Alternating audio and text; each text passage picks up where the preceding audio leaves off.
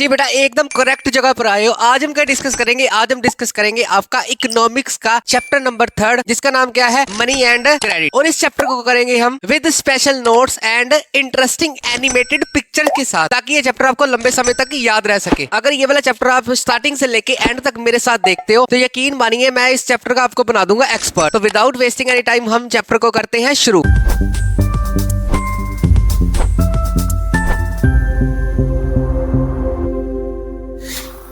हाँ जी बेटा, चैप्टर की शुरुआत होती है इस स्लाइड से। ठीक है, कंसेप्ट करने से पहले ना मैं आपको थोड़ा सा बेस समझा देता हूँ। हाँ भी, इस चैप्टर में हम क्या करने वाले हैं। ठीक है, तो बेसिकली जैसे मैंने बोला ना, इस चैप्टर के नेम में ना दो वर्ड है, एक है मनी और एक है credit.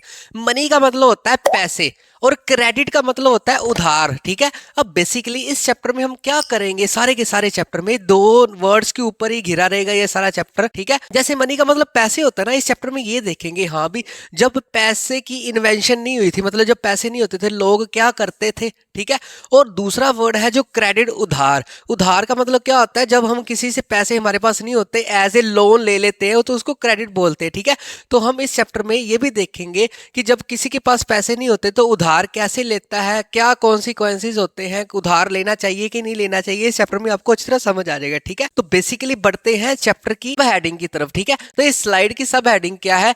Money as medium of exchange. जो मनी है वो मीडियम ऑफ एक्सचेंज है। ये सारी बातें आपको इस स्लाइड में अच्छी तरह समझ आ जाएंगी। ठीक है, अब मीडियम ऑफ एक्सचेंज क्या होता है? बीच में मनी है और इधर वाली साइड में बायर और सेलर। ठीक है, बायर पैसे देगा तो सेलर अपनी चीज भेज देगा, तो बीच में क्या है? Money as a medium of exchange है। ठीक है, तो जैसे जैसे मैं पढ़ता रहूंगा ना, वैसे वैसे आपको अच्छी तरह समझ आ जाएगी। ठीक है, पहली लाइन है, जो टुडे मनी, आजकल जो पैसा है ना, as in intermediate in exchange process. Intermediate का मतलब क्या होता है? विचोला होना, बीच में। जैसे मैंने पहले आपको एग्जांपल समझा दी, मनी बीच में एज ए विचोला काम करती है। ठीक है, मैंने कोई चीज खरीदनी है, ठीक है, किसी ने कोई चीज बेचनी है, तो बीच में विचोले का काम कौन करती है? मनी करती है। हाँ भी, अगर मैं उसको पैसा दूंगा तभी वो चीज मेरे को देगा। ठीक है, तो इसीलिए इसको क्या बोला जाता है? That's why it is called, money को क्या बोला जाता है? Medium of exchange. आपको एग्जाम में क्वेश्चन आ सकता है, why the money is called intermediate between seller और बायर। ठीक है, तो आपने ये लाइन एज इट इज लिख सकते हो। ठीक है, आई होप आपको मीडियम ऑफ एक्सचेंज का पता चल गया, जो आपकी सब हेडिंग थी। ठीक है, अगली बात हम डिस्कस करेंगे। हाँ भी, आज के समय में पैसे की क्या इंपॉर्टेंस है?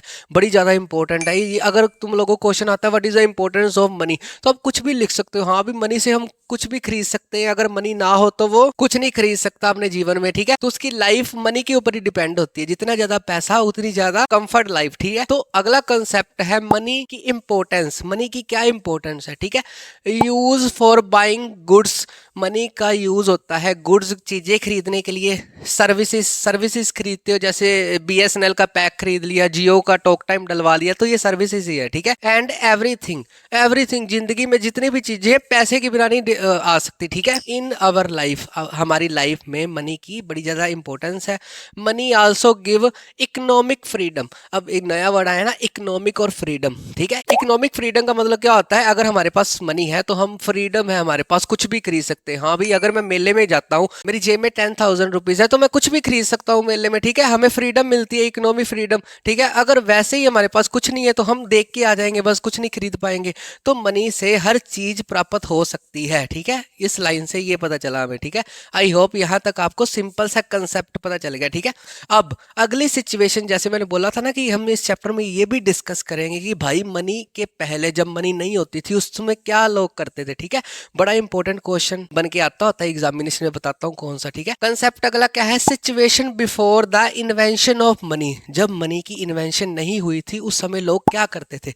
तो एक सिस्टम याद रखना है। ठीक है, कौन सा सिस्टम? बार्टर एक्सचेंज भी बोलते हैं उसको और सिस्टम भी बोलते हैं। अगर तुम लोगों को क्वेश्चन आ जाए what is the barter system, 5 number का, तो जो मैं आगे स्लाइड में करवाऊंगा ना, तो सारा एज इट इज ही लिखना है। ठीक है, तो बार्टर एक्सचेंज सिस्टम क्या होता था? एक्सचेंजिंग ऑफ गुड्स को अगर एक्सचेंज करना, उसको क्या बोला जाता था? Barter system. Exchanges of good का मतलब क्या होता है? जब पैसे नहीं होते थे तब लोग चीजों को एक्सचेंज कर लेते। हाँ, तेरे को ये चीज चाहिए, मेरे पास ये एक्स्ट्रा है, हाँ भी तू वो रख ले, मेरे को वो दे दे। ठीक है, तो एक्सचेंज के हिसाब से चलता था जब मनी नहीं होती थी। ठीक है, अब आप अपने ऊपर ही ले लो। ठीक है, अगर आपको नोटबुक चाहिए, किसी के पास नोटबुक है और उसको पेन चाहिए, तो आप उसको पेन दे दोगे और वो आपको नोटबुक नोटबुक दे देगा तो इसको क्या बोला जाता है, बार्टर सिस्टम या बार्टर एक्सचेंज बोला जाता है। ठीक है, तो इसको याद रखने का तरीका, बैटर है ये मनी के आने से पहले, तो बैटर मतलब बार्टर सिस्टम। ठीक है, अगला concept, most important concept of barter system क्या है, most essential feature of barter system या बार्टर एक्सचेंज।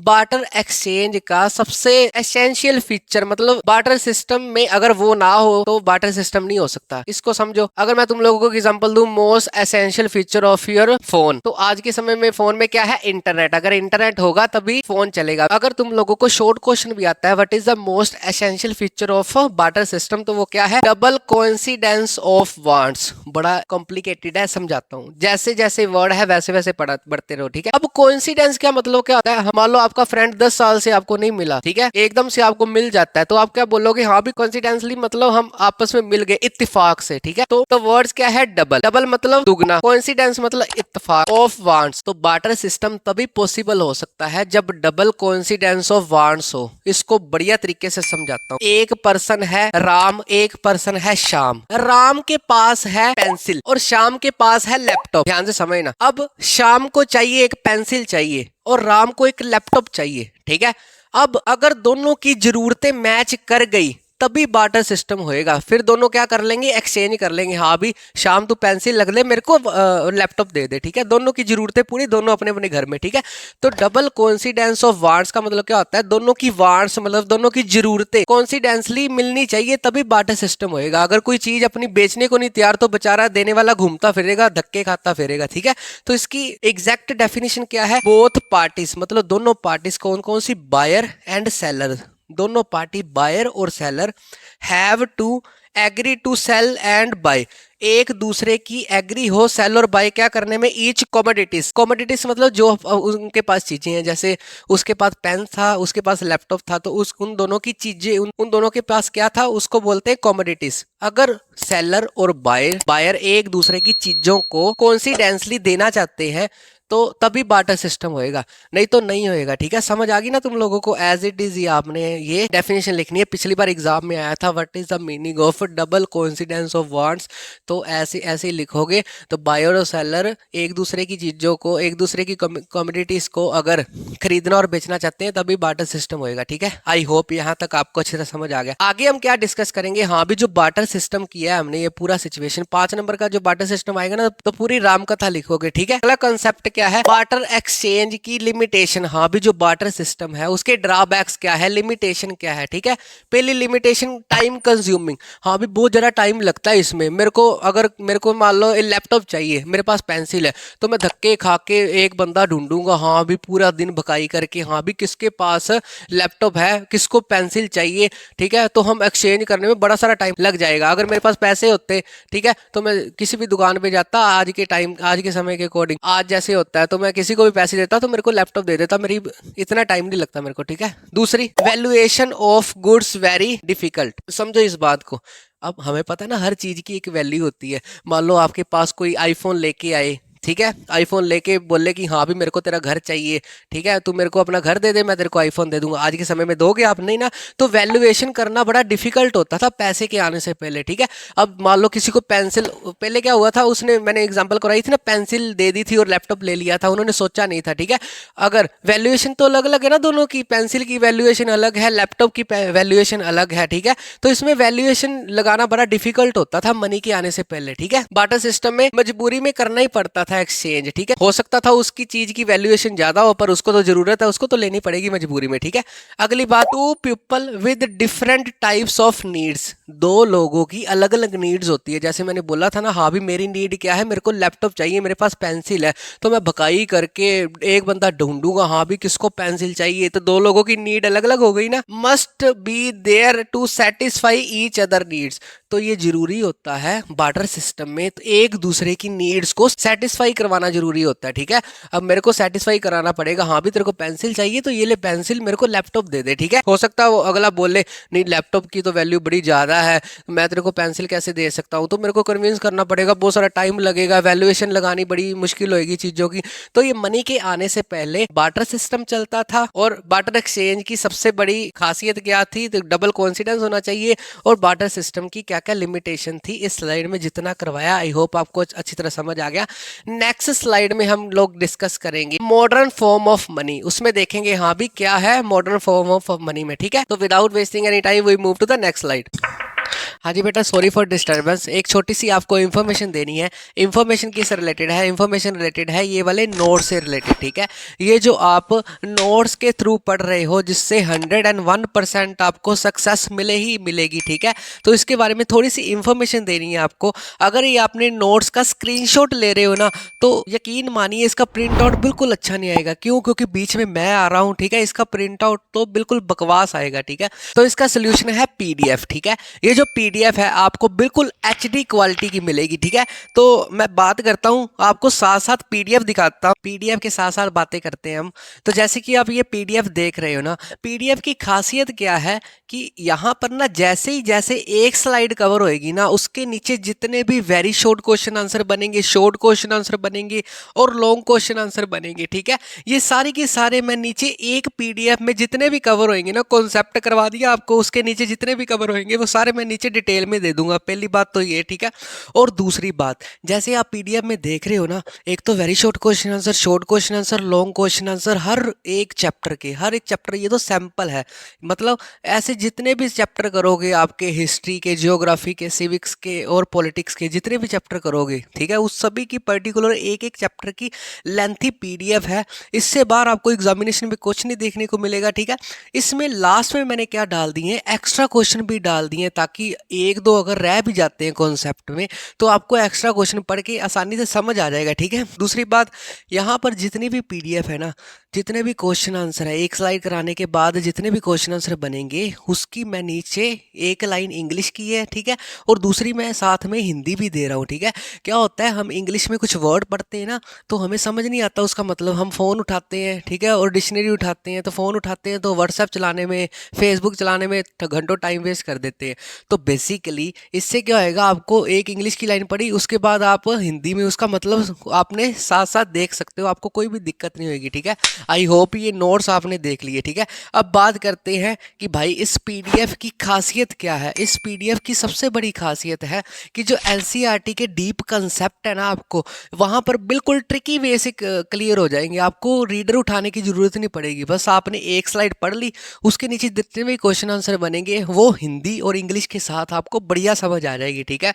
दूसरी बात, इस पीडीएफ में ना मैंने पर्टिकुलर 10 साल में, प्रीवियस ईयर एग्जाम के 10 साल में जितने भी क्वेश्चन आंसर इंपॉर्टेंट हैं, ठीक है, वो वेरी शॉर्ट में भी है, शॉर्ट में भी, लॉन्ग में भी और एक्स्ट्रा में भी है, सारे डाल दिए, ठीक है। एक बार आप मैक्सिमम पेजों की पीडीएफ ये पढ़ोगे ना, सिर्फ एक चैप्टर की, हर चैप्टर की, ठीक है, तो आपके सारे कॉन्सेप्ट क्लियर हो जाएंगे, ठीक है।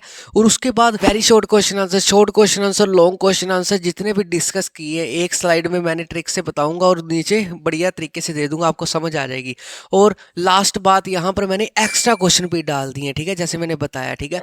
अब हमने एक पर्टिकुलर चैप्टर का इतना कुछ पढ़ लिया, ठीक है, प्रीवियस एग्जाम भी पढ़ लिए, ठीक है, एक्स्ट्रा क्वेश्चन भी पढ़ लिए, एनसीईआरटी के डीप कंसेप्ट भी पढ़ लिए। इसके बाद आपको एग्जामिनेशन में कोई क्वेश्चन नहीं देखने को मिलेगा। इससे बार एग्जामिनर क्या पूछ लेगा, हाँ भी मोदी जी के कितने सर के बाल है, ये तो पूछ नहीं सकता, ठीक है। तो लास्ट में मैं यही कहूंगा कि सारे के सारे क्वेश्चन ना एग्जाम में आपको यहीं से ही देखने को मिलेंगे। ये पीडीएफ पढ़ जाओ, उसके बाद आपको कोई भी दिक्कत या परेशानी की कोई बात नहीं है, ठीक है। कई बार क्या होता है कि हम ना इकट्ठे क्वेश्चन देख लेते हैं XYZ किसी भी बुक में, तो हम घबरा जाते हैं। इसमें क्या होगा, जैसे जैसे आप एक स्लाइड पढ़ोगे वैसे वैसे वेरी शॉर्ट भी कवर होते रहेंगे, शॉर्ट भी और लॉन्ग भी, ठीक है। आपको कोई टेंशन लेने की जरूरत नहीं है, ठीक है।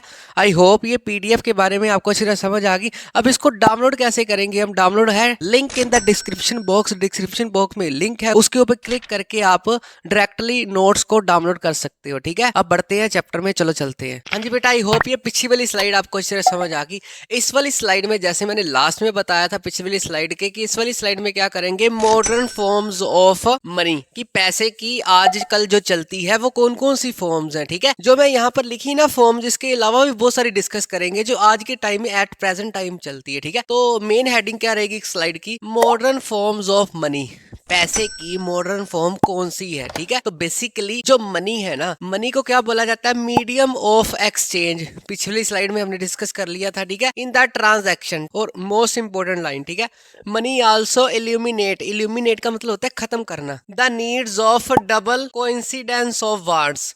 जो मनी है, डबल कोइंसिडेंस ऑफ वांट्स मैंने पिछली स्लाइड में बड़ी अच्छी से करवा दिया, ठीक है। तो मनी किसकी नीड को इल्यूमिनेट करती है, किसको खत्म करती है, डबल कोइंसिडेंस। हाँ जी, मनी है तो मैं कभी भी कोई भी बाजार में जाके कोई भी चीज खरीद सकता हूँ, मेरे को टेंशन लेने की जरूरत, बकाई करने की जरूरत नहीं। हाँ भी मेरे को ढूंढना पड़ेगा कोई किसको क्या चाहिए, ठीक है। मेरे पास पैसे हैं, मैं जब भी कोई भी चीज ले सकता हूँ, ठीक है। आई होप ये सिंपल सा कंसेप्ट आपको यहाँ तक समझ आ गया। आगे डिस्कस करते हैं मॉडर्न फॉर्म्स ऑफ मनी। आ गया मेन कंसेप्ट।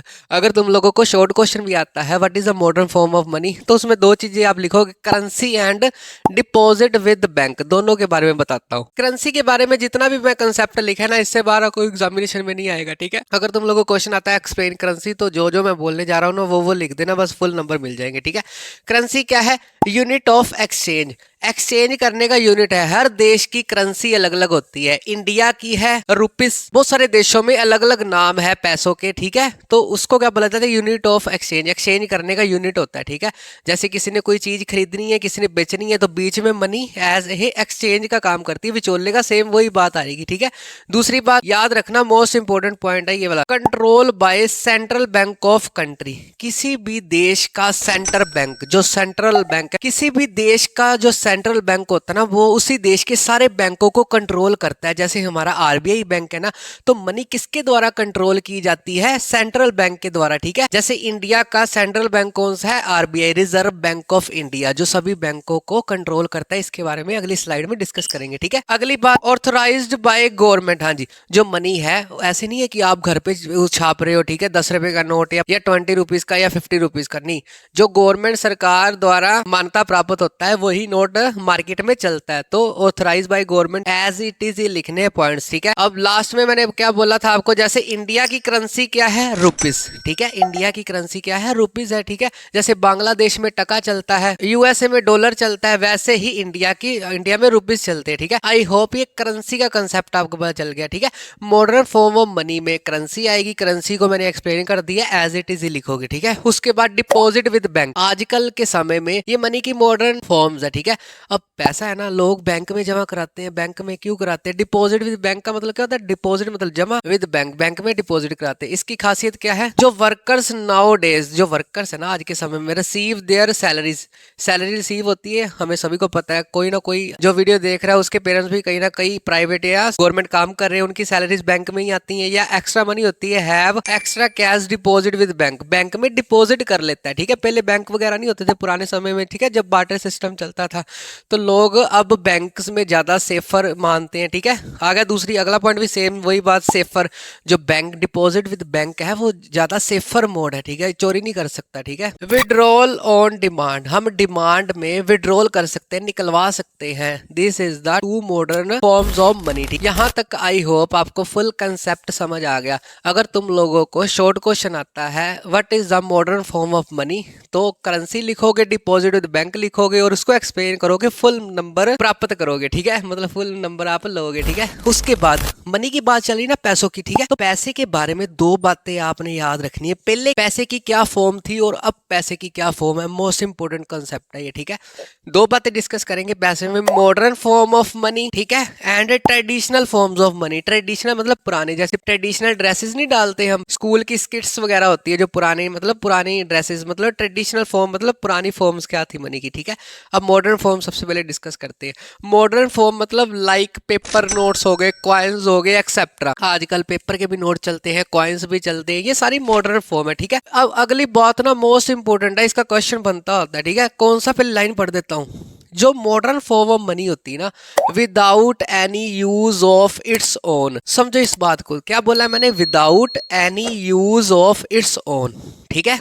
जैसे 10 रुपए का नोट है, ठीक है, 10 रुपए का नोट है तो कागज के ऊपर ही ना। अगर 10 रुपए के नोट को मैं फाड़ के किसी दुकानदार के पास ले जाऊंगा तो चल जाएगा, ठीक है। इसकी अपनी यूज के अलावा और कोई यूज नहीं है, ठीक है। ये वाला मेरे को पता है, अभी तक आपको पॉइंट अच्छी तरह समझ नहीं आया, मेरे को पता है। देखो मेरे को आपको मन की बात समझ आ जाती है, ठीक है। Without any use of its own मतलब मैंने जैसे पहले बात बोली, 10 रुपए का नोट अगर फाड़ के मैं उसको दुकानदार के पास लेके जाता हूँ तो उसका खुद का अपना कोई यूज नहीं है, इसको होल्ड में रखो। ट्रेडिशनल फॉर्म में आपको अभी समझाता हूँ, फिर आपको 100% समझ आ जाएगी, ठीक है। ट्रेडिशनल फॉर्म ऑफ मनी में क्या है, like gold, silver and copper. पहले क्या होते थे, राजे महाराजे गोल्ड, सिल्वर और कॉपर के सिक्के चलाते थे, ठीक है। अब आगे दूसरी बात, money had its own uses, money उसके अपने यूजेस भी होते हैं। यहाँ पर क्या बोला था, मनी के कोई यूजेस नहीं है इस अपने अलावा, ठीक है। अब फॉर एग्जाम्पल मेरे पास अगर 5 का सिक्का है, वो गोल्ड का 5 का सिक्का है, ठीक है। वैसे तो उसकी कीमत कितनी मार्केट में, 5 रुपीज, और गोल्ड की कीमत कितनी आजकल के टाइम में बड़ी ज्यादा है, ठीक है। अगर वो 5 रुपए को मैं पिघला के मार्केट में बेचता हूं तो 5 का हो सकता है मेरे को 5,000 मिले, ठीक है। तो वैसे ही दोनों लाइन को कंपैरिजन करके हमें क्या पता चला, जो ट्रेडिशनल फॉर्म्स है ना उसकी अपनी वैल्यू भी होती है, पर मॉडर्न फॉर्म की अपनी कोई वैल्यू नहीं। अब मान लो 5 के सिक्के को मैं पिघला के मार्केट में बेचता हूं तो मेरे को 0 ही मिलेगा। अगर गोल्ड या चांदी या सिल्वर के सिक्के को मैं पिघलाता हूं तब मेरे को उसको हो सकता है ज्यादा वैल्यू मिले, ठीक है। आई होप अब आपको अच्छी तरह समझ आ गया, ठीक है। हमने मॉडर्न फॉर्म्स के 2 कंसेप्ट कर लिए इस स्लाइड में। मॉडर्न फॉर्म्स करेंसी भी आ जाएगी, डिपॉजिट विद बैंक भी आ जाएंगे, और 2 बातें भी सीखी। आपको कंपैरिजन भी आ सकता है, what is the difference between modern form of money and traditional forms of money, ठीक है। इसके नीचे जितने भी क्वेश्चन बनेंगे मैं सारे PDF में डाल दूंगा, आपने बस आंखें बंद करके उसकी रिवीजन करनी है, ठीक है। तो अगली स्लाइड में हम डिस्कस करेंगे बैंक की लोन एक्टिविटी। आपको पता चल जाएगा बैंक से लोन लेना चाहिए कि नहीं लेना चाहिए, और भी क्या क्या क्या क्या बहुत सारे क्वेश्चन आपको समझ आ जाएंगे। तो without wasting any time we move to the next slide. गाड़ी स्टार्ट कर। हाँ जी, आई होप ये पिछली वाली स्लाइड आपको अच्छी तरह समझ आ गई। इस वाली स्लाइड में हम ये देखेंगे कि बैंक जो होता है वो लोन एक्टिविटीज बैंक की क्या होती है, ठीक है। क्या प्रोसीजर होता है, बैंक कैसे पैसा कमाता है, और बैंक से रिलेटेड जितने भी टर्म्स हैं, बैंक से रिलेटेड जितने भी कंसेप्ट हैं, सारे यहाँ पर आपको क्लियर हो जाएंगे। तो विदाउट वेस्टिंग एनी टाइम हम हेडिंग क्या है इसकी, loan activities of bank, bank की लोन एक्टिविटीज, ठीक है। लोन एक्टिविटीज करने से पहले भाई देख लेते बैंक क्या होता है। अगर आपको आ जाए एक्सप्लेन बैंक तो आप क्या लिखोगे उसके about bank, and institutions that accept the surplus deposit and granted loan। तो बेसिकली बैंक का क्या काम होता है, 2 काम होते हैं मेन। एक क्या लिखा है मैंने यहाँ पर, डिपॉजिट्स को एक्सेप्ट करता है। डिपॉजिट मान लो कोई जमा करके आया, उसको रोकता नहीं है, मतलब उसको मना नहीं करता, अपने पास उसके पैसे रख लेता है। दूसरी बात ग्रांट्स लोन, ग्रांट्स लोन का मतलब क्या होता है, लोन देता है, ठीक है। आई होप ये छोटी सी बैंक की डेफिनेशन आपको अच्छी तरह समझ आ गई। आगे बढ़ते हैं। जो बैंक होता है ना, बैंक का रिलेशन 2 मेन क्या होता है, 2 पर्सन के ऊपर डिपेंड होता है, ठीक है।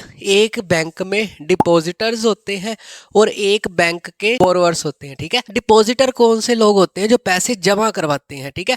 बोरोवर मतलब बोरो करना मतलब उधार लेना या लोन लेना। एक लोग होते हैं जो बैंक से लोन लेते हैं, ठीक है। एक एक करके दोनों की डेफिनेशन को रीड करते हैं, ठीक है। डिपॉजिटर कौन से लोग होते हैं, people make deposit and get interest. समझो इस बात को ध्यान से, लोग अपना पैसा बैंक में जमा करवाते हैं, उसको क्या बोलते हैं, डिपॉजिटर। और सबसे मेन बात, उसके ऊपर क्या मिलता है उनको, इंटरेस्ट मिलता है, ठीक है। उनके पैसे जमा होते हैं तो बैंक उसको इंटरेस्ट देता है, ठीक है। दूसरी बात, बोरोवर्स कौन से होते हैं, जो लोन लेते हैं, ठीक है।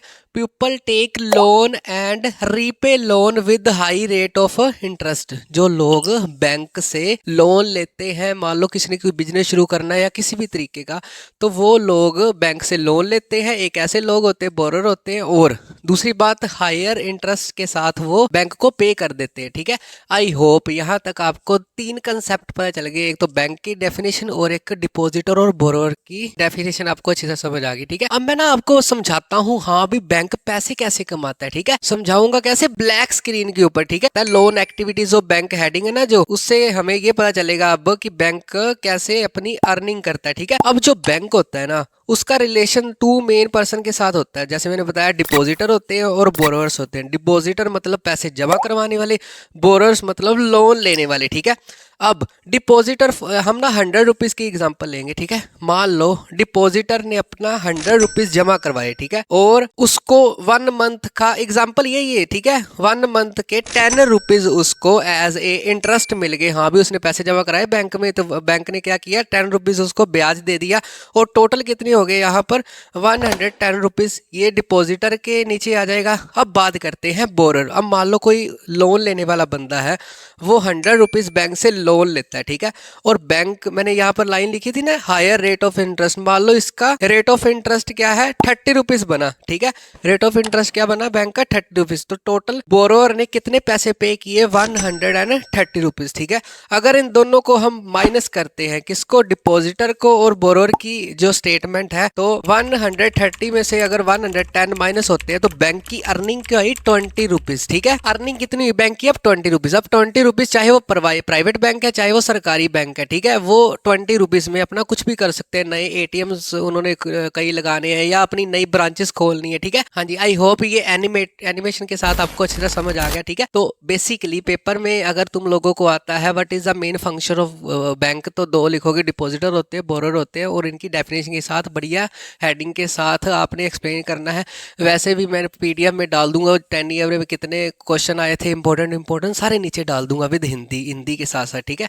ताकि आप कुछ वर्ड्स की अगर आपको हिंदी ना पता हो तो मोबाइल मत उठाओ, मोबाइल उठाते हो तो 10-15 मिनट्स तो आप फेसबुक या व्हाट्सएप चलाने में भी वेस्ट कर लेते हो, ठीक है। एक कंसेप्ट आपने फैक्चुअल बात याद रखनी है, note bank hold about 15% of their deposit as cash. समझो इस बात, जो बैंक है ना, मान लो बैंक के पास 100 रुपीज जमा हुए एक दिन के, तो अपने पास सिर्फ 15% ही रखता है, मतलब 15 रुपीज, बाकी 85 रुपीज वो मेन ब्रांच में जमा करवा देता है, ताकि कोई रोबरी वगैरह हो या बैंक में कुछ ऐसी मिस हैपनिंग हो जाए तो उनके पास सारा कैश ना हो, ठीक है। ये फैक्चुअल डिटेल याद रखनी है, मतलब 15% ही अपनी टोटल डिपॉजिट का वो होल्ड करता है, ठीक है। अगर तुम लोगों को एमसीक्यूज में क्वेश्चन आ जाए, bank hold about dash percentage of their deposit as a cash में रखता है तो कितने परसेंट, 15%, ठीक है।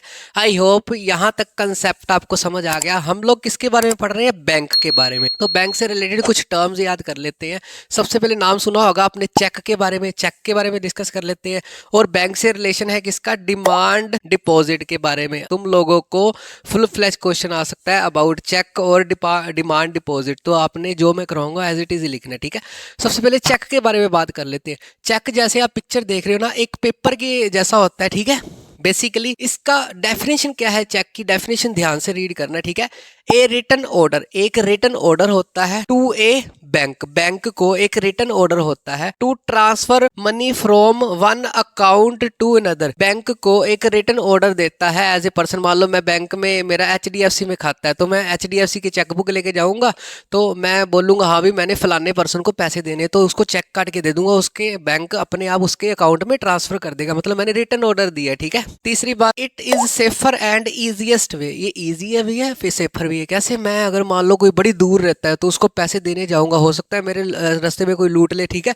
तो जैसे ही मैंने चेक उसके अकाउंट में अकाउंट नंबर में लगवा दिया तो अपने आप बैंक उसको पैसे दे देगा। इजी भी है और सेफर भी है, ठीक है। अगला कंसेप्ट डिमांड डिपॉजिट, अपने नाम से पता चल रहा है, डेफिनेशन पढ़ूंगा ना तो और समझ आ जाएगा, ठीक है। Deposit in the bank account, जब हम डिपॉजिट करवा देते हैं बैंक अकाउंट में, which can be withdrawal on demand. जैसी हमारी डिमांड होगी वैसे हम निकलवा सकते हैं, एटीएम से निकलवाएं या बैंक में जाके निकलवाएं, तो जैसा नाम है वैसे ही उसका काम है। डिमांड डिपॉजिट मतलब डिमांड पे डिपॉजिट करवाई रकम को अपनी डिमांड से निकालना, ठीक है। अगली बात, people earn interest on it, जो डिमांड डिपॉजिट है ना, पैसे जमा करवाते हैं लोग, उसके ऊपर इंटरेस्ट लेते हैं, जैसे मैंने यहाँ पर बताया था डिपॉजिटर जो होते हैं, ठीक है। अगली बात, जो डिमांड डिपॉजिट होता है ना, also consider as a money consider किया जाता है, ठीक है। डिमांड डिपॉजिट होता है, ठीक है। अगर तुम लोगों को आ जाए dash is consider as a money, तो क्या लिखोगे, उसका आंसर डिमांड डिपॉजिट ही, ठीक है।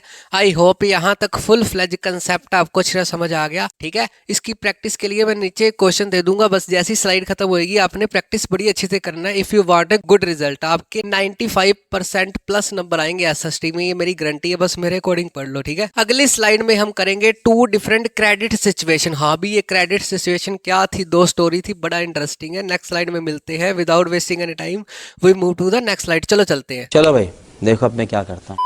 हाँ जी बेटा, आई होप ये पिछली वाली स्लाइड आपको अच्छी तरह समझ आ गई। इस वाली स्लाइड में बेसिकली हम क्या डिस्कस करेंगे, इस वाली स्लाइड में ना लोन के बारे में डिस्कस करेंगे। आपको पता चल जाएगा आपको हाँ भी लोन लेना चाहिए कि नहीं लेना चाहिए, अगर कोई लोन नहीं चुका पाता तो उसके साथ क्या होता है, वो सारी बातें इसमें डिस्कस करेंगे। और इसमें ना पिछली बार एक क्वेश्चन आया था, बताऊंगा कौन सा, और बड़ा इंपॉर्टेंट कंसेप्ट है। मेन हेडिंग क्या है इसकी, 2 डिफरेंट क्रेडिट सिचुएशन। इसमें ना आपको एग्जाम्पल देके समझाया है। हाँ भी, क्रेडिट मतलब लोन, हाँ जी, लोन की दो सिचुएशन एज एग्जांपल आपको समझाई है। दो बंदों ने लोन लिया था, उनके साथ क्या हुआ, ठीक है। तो बड़ा इंटरेस्टिंग भी है और बढ़िया क्वेश्चन भी बनते होते हैं, ठीक है। ये करने से पहले हाँ भी हमें पता होना चाहिए, छोटा सा कंसेप्ट पता होना चाहिए, हाँ भी क्रेडिट होता क्या, ठीक है। जैसे क्रेडिट कार्ड नहीं होते हमारे बहुत सारे, तो वैसे क्रेडिट मतलब लोन जहां से मिलता है हमें, ठीक है। तो क्रेडिट का मतलब क्या होता है, लोन। या तो आपको एग्जाम में आ जाए एक्सप्लेन अबाउट लोन या आ जाए एक्सप्लेन अबाउट क्रेडिट, तो सेम ही लिखोगे, ठीक है। तो क्रेडिट होता क्या है, एन एग्रीमेंट। एग्रीमेंट होता है बिटवीन किसके बीच,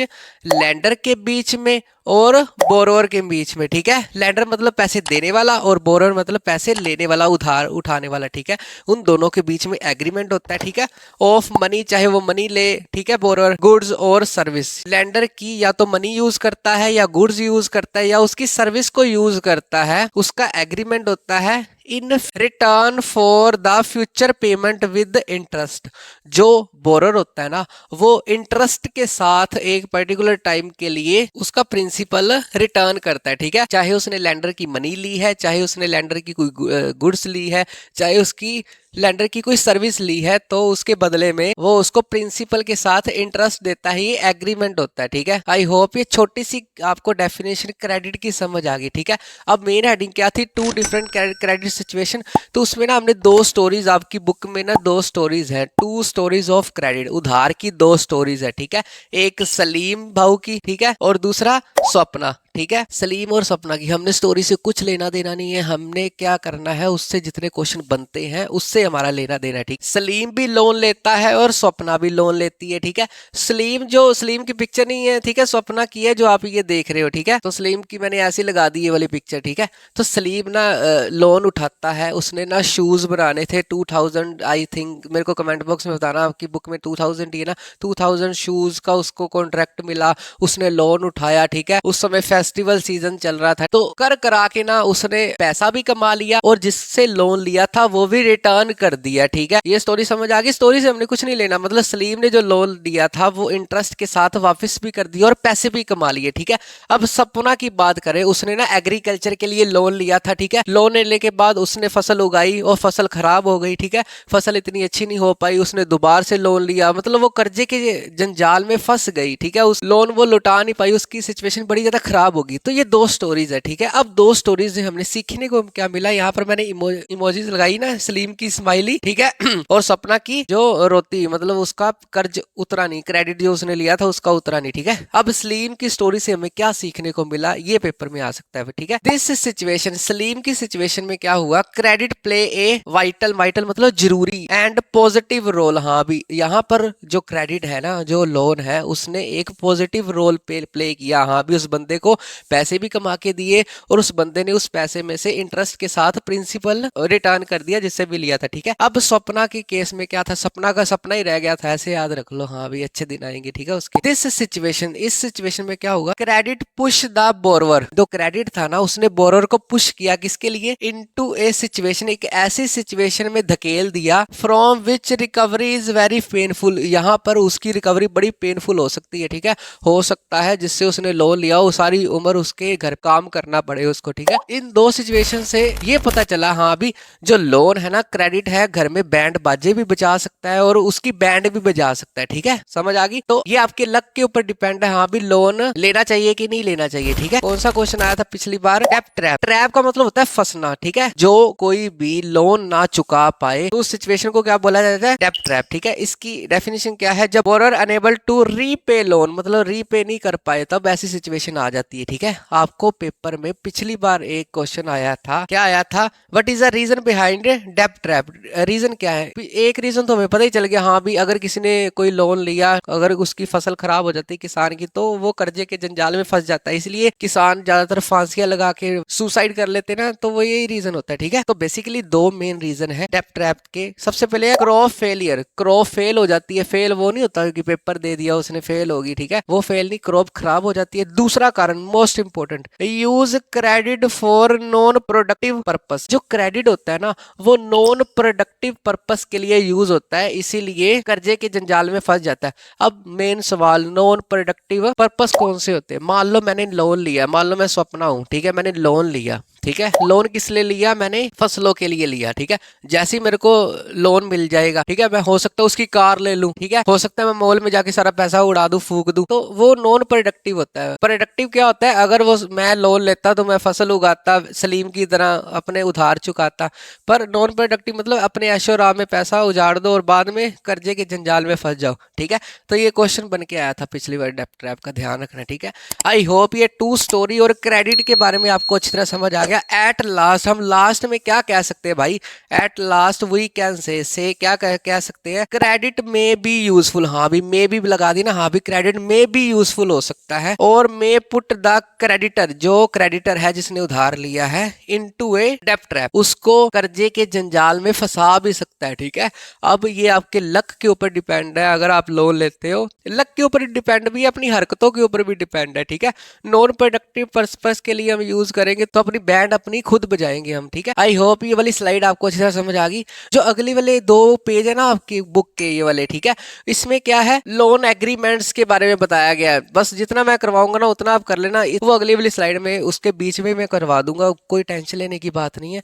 और अगली स्लाइड में कुछ इंटरेस्टिंग करते हैं। इंटरेस्टिंग क्या करते हैं? जो उधार है उसकी टर्म्स वगैरह देखते हैं, हाँ भी क्या होता है, ठीक है। Without wasting any time we move to the next slide. चलो चलते हैं। चल चल चल चल गाड़ी स्टार्ट कर। हाँ जी बेटा, आई होप ये पिछली वाली स्लाइड आपको अच्छी तरह समझ आ गई। इस वाली स्लाइड में हम डिस्कस करेंगे टर्म्स ऑफ क्रेडिट। ये टर्म्स ऑफ क्रेडिट क्या है, आपको जैसे जैसे मैं पढ़ता रहूंगा वैसे वैसे आपको अच्छी तरह समझ आ जाएगी, ठीक है। तो मेन हेडिंग क्या रहेगी स्लाइड की? Terms of credit. Terms of credit में हम लोग डिस्कस करेंगे सबसे पहले उसकी डेफिनेशन, ठीक है, about terms of credit. Terms of credit का मतलब क्या होता है? अगर तुम लोग क्रेडिट लेने जाते हो, लोन लेने जाते हो, तो तुम लोगों को कौन कौन से वर्ड सुनने को वहां पर मिलते हैं, ठीक है। सबसे पहले अगर मैं लोन लेने जाता हूं तो मेरे को बोला जाएगा हाँ भी इतना इंटरेस्ट रेट रहेगा। अगला वर्ड सुनने को मिलेगा वहां पर कोलेटरल, हमें कोलेटरल देने पड़ेंगे। सबसे मेन सवाल हाँ भी कोलेटरल होता है क्या, बताता हूँ। इस वाले पोर्शन में कोलेटरल के बारे में फुल फ्लैश डिस्कस करेंगे, ठीक है। उसके बाद डॉक्यूमेंटेशन, हाँ जी डॉक्यूमेंटेशन लगेंगे। हाँ मेरा आधार कार्ड लग सकता है, पैन कार्ड लग सकता है, ये सारा डॉक्यूमेंटेशन है, ठीक है। अगला एंड मोड्स ऑफ रीपेमेंट, और जो हमने रीपेमेंट करनी है, मतलब जब हमारा लोन खत्म होएगा तब हमने ब्याज भी चुकाना है और प्रिंसिपल भी चुकाना है, तो उसका मोड क्या होएगा, मैंने कैसे करनी है, चेक से करना है, गूगल पे से करना है या कैश देना है, वो सारी चीजों को मिला के क्या बनता है? Together called terms of credit. इन सभी चीजों को मिला के क्या कहलाते हैं? Terms of credit. मतलब क्रेडिट की क्या क्या टर्म्स होती है, ठीक है। आई होप ये टर्म्स ऑफ क्रेडिट का आपको अच्छे से समझ आ गया। अब बात करते हैं अभी collateral, about collateral. Basically collateral क्या चीज होती है? एसेट्स। एसेट्स का मतलब क्या होता है? अगर मैं लोन लेने जाता हूं तो मेरे को कुछ गिरवी रखना पड़ेगा। गिरवी वर्ड है ना, तो गिरवी रखना पड़ेगा। मैं जिसके पास भी लोन लेने गया, ऐसे तो नहीं मेरे को मुंह उठा के लोन दे देगा। अगर मैं बैंक से लोन लेने जाता हूं तो बैंक वाले मेरा कुछ गिरवी रखते हैं, तो वो सारी चीजों को कोलेटरल बोलते हैं। अब इंग्लिश में डेफिनेशन जिसके आपको नंबर मिलने हैं वो पढ़ो, ठीक है। एन एसेट्स, ये एक असेट होते हैं, ठीक है। असेट बताता हूँ कौन कौन सी, इसकी एग्जांपल से समझ आ जाएगा, ठीक है। अब कोलेटरल की डेफिनेशन क्या है? दिस इज गारंटी, ये एक गारंटी के रूप में होता है टू ए लेंडर। लेंडर मतलब लोन देने वाला, ठीक है। Until the loan is repaid, ये उसके पास तब तक रहता है, लेंडर के पास तब तक कोलेटरल रहता है जब तक हमारा लोन कंप्लीट ना हो। अगर वो लोन नहीं दे पाता, जैसे हमने पिछली स्टोरी में स्वप्ना के बारे में देखा था, तो जो भी उसने गिरवी रखा होगा वो उसको बेच देगा, ठीक है। तो बेसिकली जब तक लोन पूरा होता तब तक कोलेटरल लेंडर अपने पास रख। इसमें कोलेटरल की एग्जांपल क्या आ जाएंगी? बिल्डिंग पेपर, जैसे मैंने लोन लेने गया तो मेरे घर के कागजात रख सकते हैं वो लोग, ठीक है। व्हीकल, मेरा व्हीकल रख सकते हैं। हाँ अभी मैं अपना बाइक खड़ा कर देता हूँ, सर मेरे को 1 मंथ के लिए 10,000 रुपीज चाहिए, तो वो मेरे को ब्याज पे पैसा दे देंगे, ठीक है। उनको पता है मार्केट में अगर इसको बाद में बेचेंगे तो ज्यादा की बिकेगी बाइक, ठीक है। लाइव स्टॉक, कुछ लोग अपने जानवरों को भी रखते हैं, ठीक है। आई होप ये कोलेटरल वाला कंसेप्ट आपको अच्छी तरह समझ आ गया, ठीक है। असेट मैंने बोला था ना, एसेट बाद में बताएंगे। एसेट का मतलब ये सारे एसेट ही है, बिल्डिंग पेपर जो जिसका मैं मालिक हूँ, ठीक है। व्हीकल हो गया, लाइफ स्टॉक हो गया, ठीक है। क्वेश्चन क्या आ जाएगा? एक्सप्लेन अबाउट कोलेटरल, तो ये सारे डेफिनेशन लिख दोगे, ठीक है। एक बात आपने नोट रखनी है, नोट, इफ बोरोअर, अगर उधार लेने वाला fail to repay the loan, अगर उधार लेने वाला किसी भी तरीके से लोन नहीं चुका पाता, देन लेंडर, तब लेंडर मतलब लोन देने वाला, हैज राइट टू सेल, उसके पास राइट होता है बेचने का, क्या? Collateral to obtain payment. हाँ जी, वो सारे कोलेटरल जो बोरर लैंडर के पास रख के गया था वो सारे उसको बेच सकता है अपनी लोन की भरपाई करने के लिए। ठीक है, 3 कंसेप्ट आई होप यहाँ तक आपको अच्छी तरह समझ आ गई। कौन कौन से? एक टर्म्स ऑफ क्रेडिट क्या होती हैं, एक कोलेटरल क्या होता है, और अगर कोई इंसान अपना लोन नहीं चुका पाता तो क्या होता है। ठीक है, आई होप ये फुल फ्लैज सिंपल सी स्लाइड आपको अच्छी तरह समझ आ गई। अगली स्लाइड में हम करेंगे formal sector credit in India. हाँ अभी ये क्या चीज होती है ये आपको सारे राज नेक्स्ट स्लाइड में पता चलेंगे। ठीक है, तो without wasting any time we move to the next slide. चलो चलते हैं। चलो भाई देखो अब मैं क्या करता हूँ। हाँ जी बेटा, ये है चैप्टर की सेकंड लास्ट स्लाइड। ठीक है, इसके बाद लास्ट वाली स्लाइड में हम चैप्टर को फिनिश करेंगे। तो इस वाली स्लाइड की हेडिंग क्या रहने वाली है? Formal sector credit in India. हाँ भी ये formal sector credit in India क्या सीन है। ठीक है, वैसे तो आपकी बुक में इसकी हेडिंग होनी चाहिए फॉर्मल और इनफॉर्मल। ठीक है, तो जैसे ही आपका बुक में दिया है वैसे ही हमको बात तो माननी पड़ेगी। मैं ये क्यों बोल रहा हूँ मैं आपको बताता हूँ आगे। ठीक है, इस स्लाइड में आपको पता चलेगा कि फॉर्मल सेक्टर क्या चीज होती है। ठीक है, तो बेसिकली सेक्टर, यहाँ पर 2 वर्ड है ना, सेक्टर और क्रेडिट।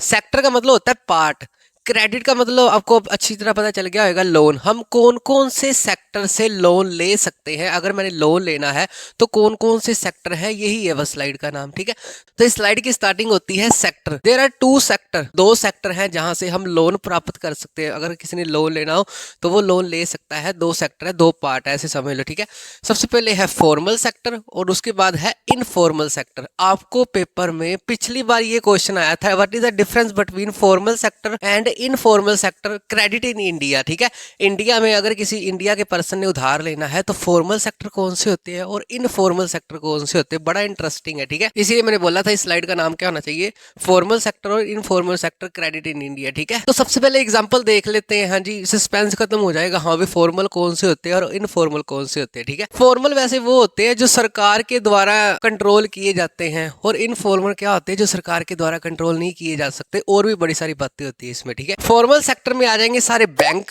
एंड कोऑपरेटिव सोसाइटीज जो सरकार द्वारा चलाते हैं, जो लोगों की हेल्प करते हैं, जो बैंक्स होते हैं, जो गांव में भी आजकल बैंक्स होने लग गए, कोऑपरेटिव बैंक्स, वो सारे फॉर्मल सेक्टर में आ जाएंगे। ठीक है, इधर वाली साइड में इनफॉर्मल में क्या आ जाएगा, like money landers.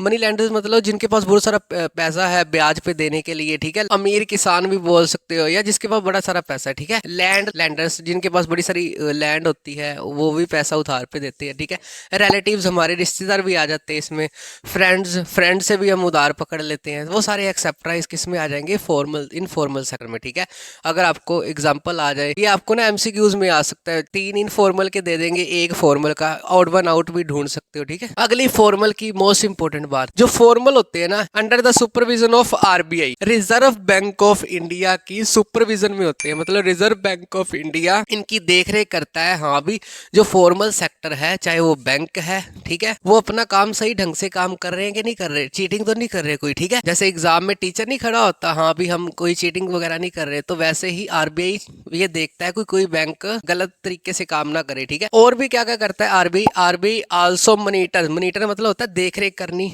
All formal sector and decide rate of interest. हाँ जी, आरबीआई ही डिसाइड करता है रेट ऑफ इंटरेस्ट। अब मान लो आरबीआई ने रेट ऑफ इंटरेस्ट कर दी, हाँ भी बैंकों ने 3% ही रेट ऑफ इंटरेस्ट लेनी है, तो सभी बैंकों को माननी पड़ेगी। अगर कोई ना मानेगा उसका लाइसेंस कैंसिल कर देगा। ठीक है, आपको एक पर्टिकुलर पेट क्वेश्चन आरबीआई के ऊपर भी आ सकता है, how the RBI monitors the all formal sector of India. तो ये सारा लिख दोगे। हाँ भी वो देखरेख करता है, मॉनिटर करता है, सुपरवाइज भी करता है, और रेट ऑफ इंटरेस्ट भी डिसाइड करता है। वो सारी बातें आप लिख दोगे। ठीक है, इधर वाली साइड में क्या आएगा, इनफॉर्मल में, जो इनफॉर्मल होता है, no supervision of any government organisation, कोई भी गवर्नमेंट ऑर्गेनाइजेशन का कोई सुपरविजन नहीं होता। हाँ भी रिश्तेदारों के ऊपर कौन सा आरबीआई ने कोई रूल लागू करना। ठीक है, मेरे को पैसे चाहिए, मैं अपने रिश्तेदार और फ्रेंड से भी पकड़ सकता हूँ। ठीक है, समझ आ रही है ना, सिंपल है ये कंसेप्ट। ठीक है, अगली बात फॉर्मल सेक्टर की, फॉलो रूल्स एंड रेगुलेशन। उनको रूल्स एंड रेगुलेशन फॉलो करने पड़ते हैं फॉर्मल सेक्टर को, जो भी आरबीआई ने या सरकार ने गाइडलाइन दी है। ठीक है, इधर वाली साइड में इनफॉर्मल में,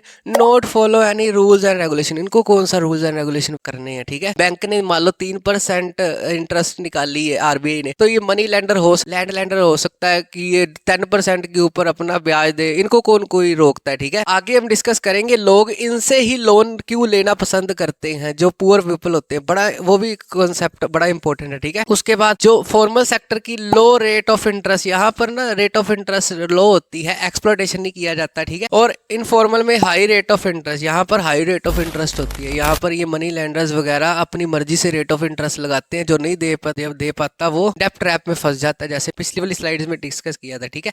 आई होप ये फुल फ्लेज क्वेश्चन आपको अच्छे से समझ आ गया। या तो अकेला फॉर्मल सेक्टर के ऊपर क्वेश्चन आएगा या इनफॉर्मल में, या दोनों का डिफरेंसेस आ जाएगा, ठीक है। आगे मैंने बोला ना कि जो पुअर पीपल होते हैं वो इनफॉर्मल के ऊपर ही डिपेंड होते हैं, ये सारी बातें इसमें डिस्कस करेंगे, ठीक है।